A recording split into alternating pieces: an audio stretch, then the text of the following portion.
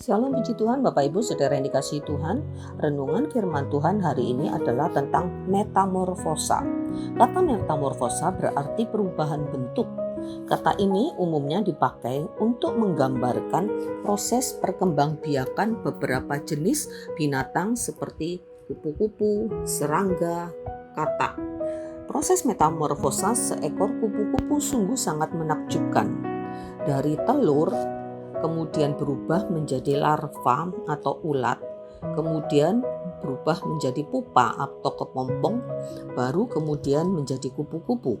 Perubahan dari ulat menjadi kupu-kupu bukan hanya perubahan bentuk, tetapi perubahan total, perubahan sifat, perubahan karakter, perubahan perilaku, perubahan gaya hidup.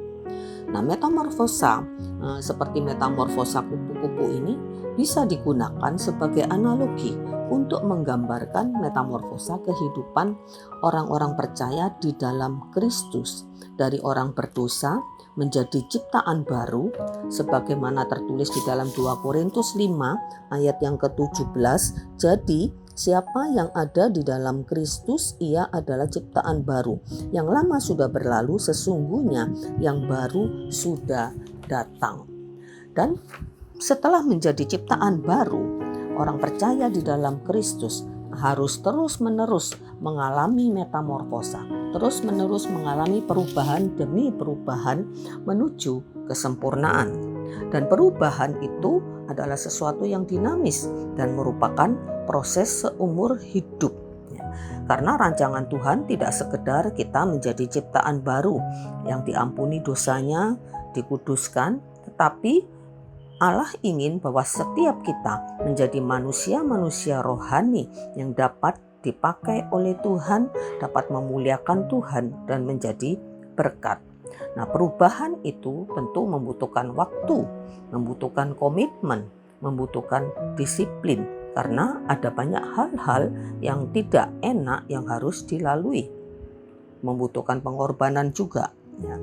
Tetapi perubahan itu memberikan harapan, karena perubahan ini adalah jalan menuju kemajuan. Tidak akan ada peningkatan tanpa perubahan. Kalau tadi saya katakan bahwa perubahan itu adalah sebuah proses dan butuh waktu, lalu berapa lama waktunya? Relatif, tergantung dari masing-masing orang. Apakah orang tersebut mau bergerak cepat ke arah perubahan atau menjadi lamban? Bapak Ibu Saudara yang dikasihi Tuhan, perubahan itu tidak akan pernah terjadi seketika. Perubahan itu tergantung dari kita menjalani proses demi proses di dalam Tuhan, sebagaimana tertulis di dalam Efesus pasal yang keempat ayat yang ke-22. Efesus 4 ayat 22, bahwa kamu berhubung dengan kehidupan kamu yang dahulu harus menanggalkan manusia lama yang menemui kebinasaannya oleh nafsunya yang menyesatkan, supaya kamu dibaharui di dalam roh dan pikiranmu dan mengenakan manusia baru yang telah diciptakan menurut kehendak Allah di dalam kebenaran dan kekudusan yang sesungguhnya. Di dalam ayat 22 tadi dikatakan harus menanggalkan manusia lama. Inilah yang membutuhkan waktu, membutuhkan komitmen, membutuhkan perubahan atau membutuhkan niat yang sungguh-sungguh, karena sangat tidak mudah untuk menanggalkan manusia lama. Karena itu Bapak Ibu Saudara yang dikasihi Tuhan, mari kita bermetamorfosa mengikuti rancangan dan kehendak Tuhan, mengikuti perintah-perintahnya untuk mencapai satu kehidupan kekristenan yang indah, yang Tuhan sudah rencanakan bagi setiap orang-orang percaya.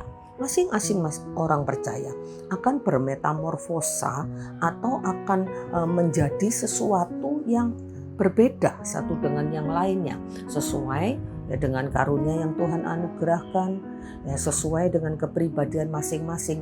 Tapi yang pasti, setiap orang percaya Tuhan harapkan untuk bermetamorfosa.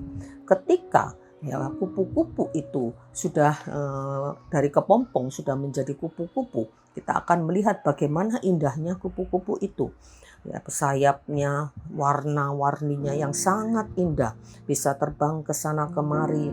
Jadi makanannya tidak lagi daun, tetapi dia makan madu ya, dari bunga-bunga ya, dan itu sangat berguna untuk membantu ya, penyerbukan tanaman. Jadi kupu-kupu ini kehidupannya kemudian menjadi berguna. Demikianlah kehidupan kita orang-orang percaya.